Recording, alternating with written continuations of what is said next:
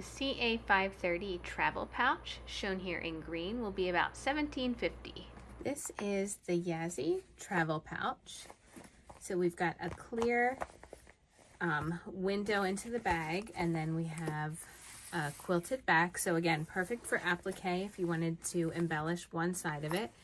What I love about this is that it can fit into other things.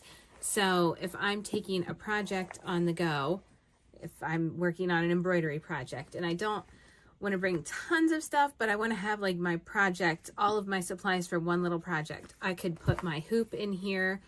I could use another pouch with my threads, or I could just put them right inside. And it keeps everything together. So this is great. I could see having multiples of this travel pouch and using them for a lot of like in progress projects, which is something that I do a lot of. And I like to have everything for one project in one spot so I can just grab it and go. So this would be great for a day trip, or if you're in the car working on a project, or if you're packing up lots of other things, keeping your materials separate for each project. So that is the Yazzii travel pouch.